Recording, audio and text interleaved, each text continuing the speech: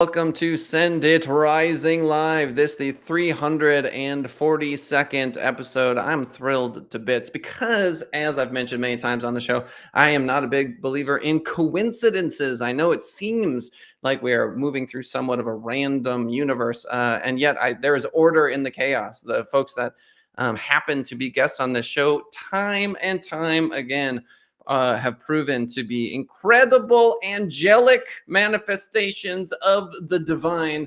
Our guest today, Pat Tamakloe, PhD, that's Dr. Pat to you, is playing at a really high level of coaching. And so if you want to talk executive leadership, motivating folks into new echelons of success, he's your man. We had an incredible conversation backstage talking about the soul, talking a little bit about Christianity, talking about mantras, really connecting on the soul level, which is what we like to do here on the show. Ladies and gentlemen, you're in for a treat. The one, the only, Dr. Pat Tamakloe.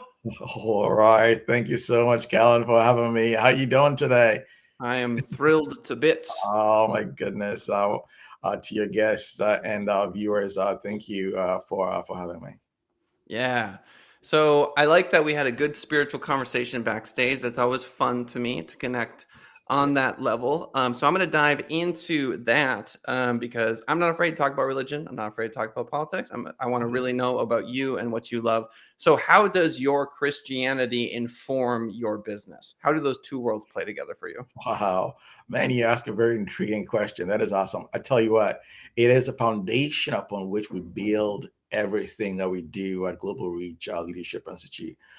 Because the last part of our ethos, our values, which is D, LEAD, lead. The D there is discipline. That's discipline of faith, and that particular part of it is what really guides us, because once we have a clear understanding of the fact that whatever we do has to be built on integrity, faith, and discipline, we realize that our business relationships and the people we engage with on different levels, no matter what kind of faith they belong to, is based on our own faith, which is Christianity. And so it does inform it a lot.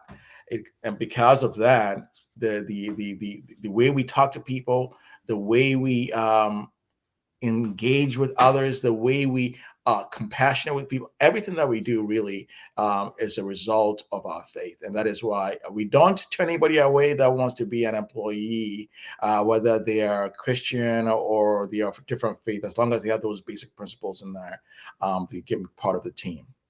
Mm-hmm.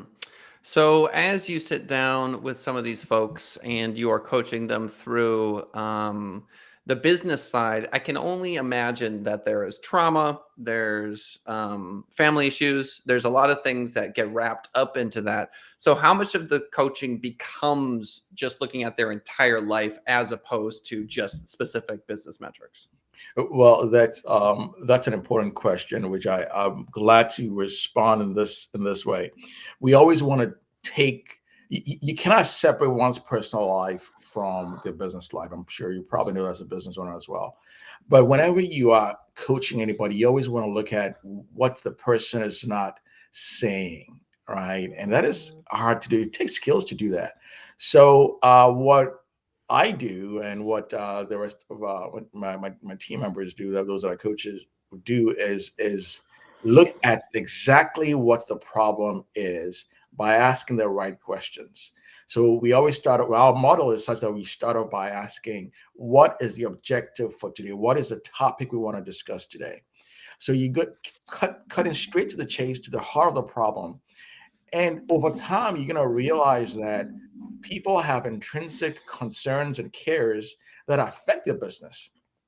So you want to address those first, because if you can't address what is bugging them at home, what is bugging them in the mind, what is bugging them with your relationships, what is bugging them, by their own self-limiting beliefs, you can't get to help them with their business. So I would say that you always start with the self. I've always said that self-leadership is one of the most important things that we as leaders, or anybody who owns a business, has to be able to do. If you can't lead yourself, you can't lead others, let alone lead people to buy whatever you're selling. So I always want to start with the self, the whole. Start with the whole. What is bugging you in the mind? What is bugging you with your relationships? And what is bugging you with the interactions that you're having with others? And once I can identify that and help coach you through that, then I'll be able to get to now, how does it affect? That's how I do it. Mm-hmm. One of the things that I've been playing with recently is knowing or coming to an acceptance that there is a part of my mind that generates fearful thoughts. Mm, It's what it does. Okay. And it's like my heart beating or my lungs breathing. It's going to happen. I'll just be sitting there minding my own business, and the fears, and I'm starting to say things like, "Oh, hey, fear. Hey, bud. Like, how's it going?" Like, I see it as a completely different part than what I identify as like loving awareness. Okay. okay. I'm the part of my mind that loves everything and that is grateful to be alive. And then there's this fear mind that just shows up and shows me things. And it's been very helpful to me to recognize that fear as one being real, but internally real, Mm, right? Which is to say that if I go back through my whole life and look at every fear I've ever had, 99.9% of them they never become externally real. They're real in the fact that I'm experiencing them. So they're mhm, internally real, but they mhm, just never manifest. And so it gives me great comfort knowing that it's like, oh, I see you, fear, but you're just like all the other ones. You're just, you're like a bully going, like trying to like fake you out. You know what I mean? So what role does fear play in coaching and coaching folks through that? And you know what, Kellen, it is interesting you asked that because I I have a book that I'm almost there coming out. It's called The Sixth Sense, and it's a coaching model. And you mentioned fear, and I haven't published this anywhere or anything like that, but this is probably going to be the first that people are going to hear of this model. I talk about how a coaching model is such that we look at an individual and coach them through three phases or three sectors of life: the unconscious, the pre-conscious, and then the conscious. And fear is what I believe and what I know resides in the unconscious. And everybody has a fear. Okay. And unfortunately, for those who cannot master it or control it or have dominion over it, like you have, based on what you said, unfortunately shows up from the unconscious mind straight to the conscious. So it doesn't go through the phases that I talk about. So everybody that has a fear, unfortunately, brings it out, and they do that without even realizing they're doing that. You know, a good example would be, and I always use this analogy when I'm talking about this model, is that somebody who has an unconscious fear of the darkness Mm. will tell you, "Hey, I don't want to go out at night. I don't want to go out, tonight for dinner." And you guys, why don't you want to go to dinner? Oh, I just don't like, I just don't like driving. I just some flimsy excuse, right? But you never know what the real problem is. All you know is that they don't want to go to dinner at night, okay, and drive. So what you have to do now is to coach them through that and say, okay, why don't you want to drive at night to go to dinner? And then you're gonna find out, well, and they come up with some excuse. So now, as a coach, my job now is to unearth the real reason. And then, based on questions, the what question, the when question, the why question, and then the how question, which are things that are part of the model, will unearth the fear. And then you find out, wait, guess what? The main reason they don't want to go to dinner is not because of any other thing, but because they are afraid of the darkness. Okay. And so you use facts. So for the unconscious, the fear resides there. And then to bring them to coach them out of that, you have to use facts. And the facts dwell in the preconscious. So use the facts to overcome the fear. And then you tell them, guess what? Fear is nothing more than darkness is nothing more than an absence of photons, right? So then, oh, really? And then you explain to them. And then from that preconscious, you get to the conscious, which is now where the actual life happens. And then guess what? Now you help them, coach them from the unconscious to the preconscious using their fear, their facts, and then to their fantasies. All right. And the fantasies is now whatever you fantasize about. Now you're able to go because you You've overcome your fear through the facts, and now you're able to accomplish your fantasies. I know it sounds complex in how I explain that, but because you asked about fear and you touch a very key chord, in my model, I had to explain it that way. So hopefully it makes sense to anybody who understands that. Unconscious, preconscious, conscious, fear, facts, fantasies. I love it. Yeah, getting into the fantasy world, it's interesting because I feel like I have two minds. I have a mind that generates fear, and I love that part of my mind from that fantasy mind, if that makes sense. And I Yes. identify as that because the fantasy mind is like, I am a gorgeous being of light and a beautiful, perfect soul that is loved by God for all eternity. That sort of like it can be anything. It can be anything I want, Yes. because that in that space, it's just complete wish fulfillment, fantasy land, That's like you right. say.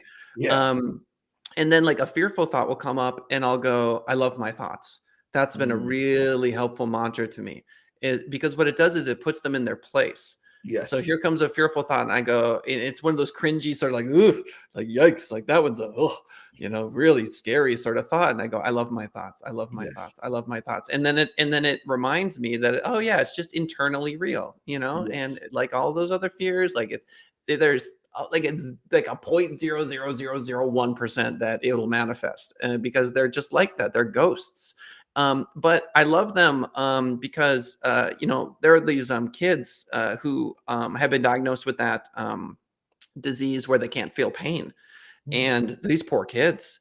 Oh, I feel terrible for these kids. I mean, they have a specific path, and they've been born into that body for a reason. I believe that. But when you look at them, like they do all sorts of things, like they get really really hurt, and I feel like fear is just like pain. It is like the walls of our consciousness almost, and we bump into them all the time, but it gives us a sense of direction in the spiritual realm, if you can describe it that way.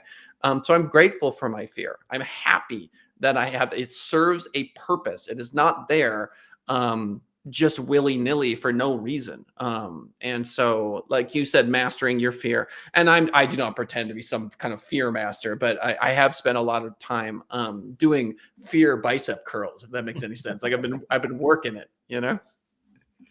That's right. That's awesome. Yeah. So, and you're a prime example of somebody who understands it and has developed a mechanism to overcome that fear. And unfortunately, those who don't have that mechanism or can't find a way to do that, unfortunately, take it out, for lack of a better expression, on other things or other people. And that's those are the people who become what I call bad bosses, or people who Mm, who are unduly aggressive, because there's an inherent fear within them that causes them to be not only not productive, but also abrasive to the environment in which they belong, because they have not mastered how to overcome that fear, how to let their fear know that, hey, they are in charge. You've embraced it. You tell, hey, fear, hi, how you doing? Not everybody can do that. Everything is a threat to them, whatever that fear might be. If it's, say, let's say, fear of dogs, for instance. I don't know why anybody would put up a dog, but because of a fear of dog, guess what? You're gonna bash anybody else who has dogs or who has pets, and you'd be abrasive towards them. Why don't you work on the actual way of finding a way to love the pet, love the dog, find ways to do that? And unfortunately, not everybody can really work with that. And that's why you have people who are bad bosses, because they have inherent fears. And until they overcome that fear through coaching, for instance, they're always going to become the bad bosses that they are. is love the opposite of fear? Love conquers all. It is a part. It is part of it, but I wouldn't say it's ultimately the opposite of fear. Love can overshadow a multitude of things. So amor vincit omnia. Have you heard that one? I don't think so. So that's Latin for love conquers all. Oh, really? Okay. Yeah, my obviously my Latin is not as good as yours, but a lot of in the olden days, a lot of lawyers in the English world that I kind of grew up in, uh, everything had to be studied in Latin. You really had to know your Latin to be able to be a good lawyer. They call them solicitors or arbitrators or whatever they call them. In the States, we call them attorneys. But Latin, because once in a while you can quote some Latin and say, hey, guess what? He's very well learned. He's very learned because he understands and speaks Latin. So yeah, unfortunately, I don't have any. I'm not going to stand here and pretend that is that I know any other Latin than that. I know, right? Yeah. Like that's it. The only facto non verba. Facto non verba means the actions speak louder than words. Oh, okay. So now you're teaching me something. Yeah, it's, and what I find is because I put in the work to in that conscious mind fill it with as much love as possible. That I am very freely expressing my love for people, and I actually have to hold it back a lot. Because like with my kids, it's easy, right? I can be like, oh, I love you so much. Oh, I love you. Oh, I love that you did this. I'm so proud of you. Like all of the time, constantly. It's a constant stream, because that's what I do for myself. And so it extends to them, Yes.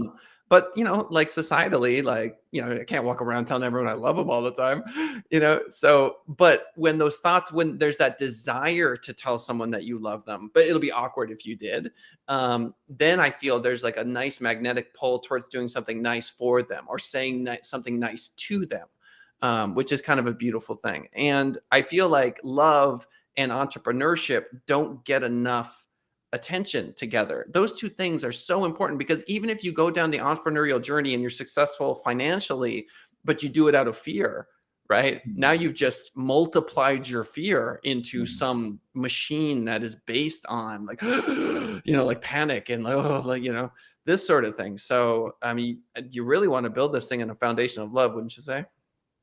Absolutely. I like the fact that you make reference to how that is related, how fear is related to love and entrepreneurially. But this is what I think when it comes to the fear piece of it and how that can inhibit somebody's progress in being an effective entrepreneur. So if you love your job, now you're passionate about it, and I use job, the word job here loosely. If you love what you're doing, your career, whatever it is, it will show up in how you relate with others.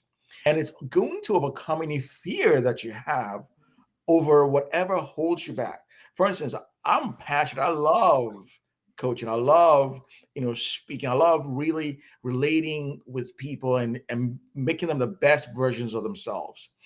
So if I have a fear of failing at that, because one person decides not to become a member of my team, or decides to part ways with me, not be a client or anything like that, and I'm afraid of failing by that person leaving, it should not stop me from finding out why they decided to leave. My love for them should say, okay, you know what? You want to leave? That's fine. That's okay. I believe in 100% success rate, but I am always going to be there for you. If it's money that's causing you to leave, guess what? How about say we scratch this money piece of it? I love you, and I love what I do so much that I'm going to coach you for free. Okay. So the love piece of it will overshadow any fear that you have. The fear of loss of that client will definitely be overshadowed by the love of your job or the love of what you do. And that alone can either retain the person as a client, or earn the trust and confidence of that particular person, or more importantly, create transformational change and results for that person, because the love of what you do has overshadowed that. Unfortunately, people miss that, and they go for the dollar signs more than for the passion and love of what they're doing. And that's a disconnect between fear of failure, love of your job, and the success of your mission. Yeah. Amen. I can't tell you how many people, because I used to be part of this nonprofit called Entrepreneurs Assembly, and people would come in all the time with these business ideas. And it was very common that there would be someone in the room with their arms crossed, right, doing one of these things, like, okay, yeah. And they don't want to share their business idea because it's so special, right? It's such, and I would always say, like, look, I mean, in my experience, I own a digital marketing company, so I've talked to thousands of businesses, thousands, and it's not one of them has had the clever multi-million dollar idea, You know what I'm saying? It's Absolutely. like it's the hustle behind the idea. That's what really Nothing matters. It's not runs. that somebody's going to Absolutely. steal your idea. And so um I'm trying, like, I'm not judging them harshly. I'm just going, let me help you not be afraid to share your idea. And right, Absolutely. because there's a million different things we can talk about once you're comfortable sharing with us what you're, you know what I mean? So we can help you, but I can't help you if if you're not at least willing to share with me. Do you ever get people like that where you're coaching where they're reserved and they're Oh, giving you the absolutely. They're very defensive. And unfortunately, it's actually CEOs and those in the higher positions or who feel like, well, I got this thing that I'm not going to, like I just shared my paradigm with you, my coaching paradigm with you. I mean, it's original. It's novel. God gave me that, but right?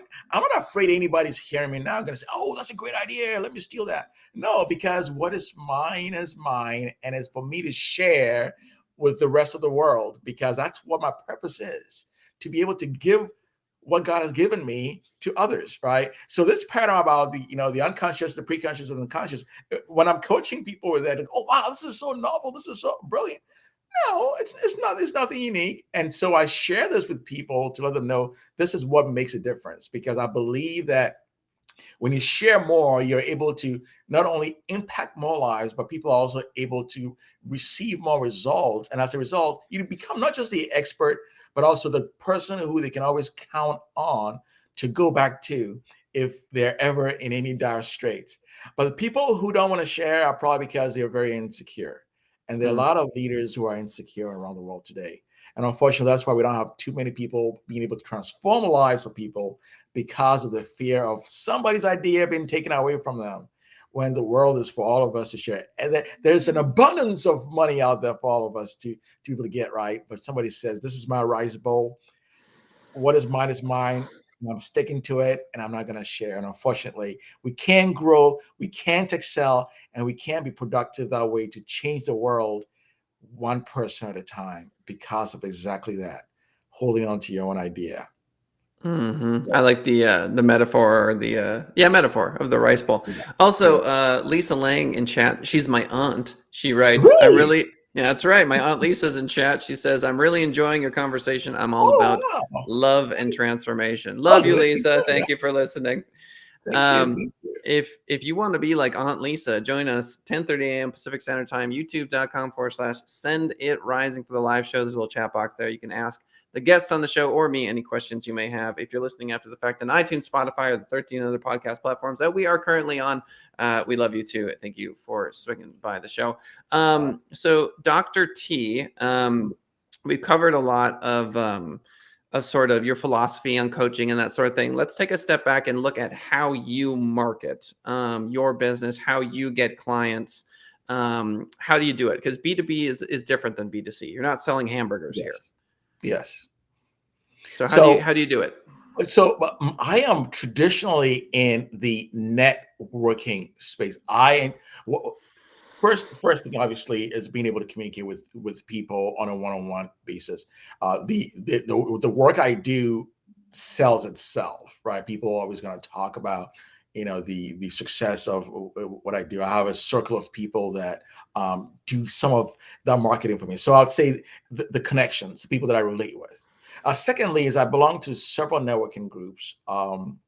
And that's an avenue where I'm able to market what I do. I also have a website that, of course, the website doesn't sell itself. You got to be able to engage it.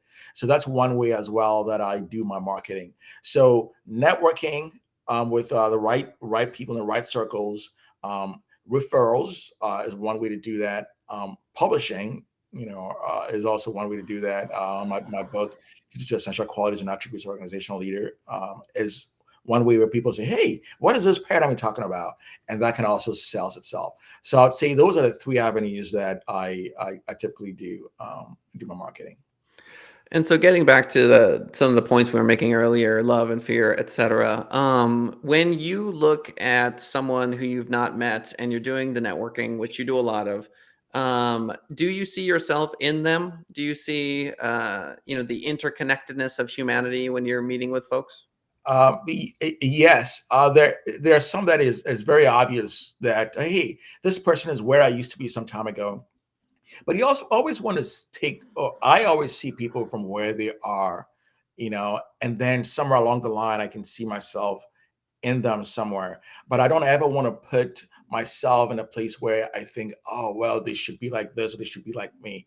But I want to be empathetic. You cannot separate the two. You have to put yourself in their shoes at that particular point in time where they are to be able to understand where they are. So, yes, you're absolutely right. I do see myself from where they are initially. That's the only way you can connect with them on that level to be able to know how best to help them.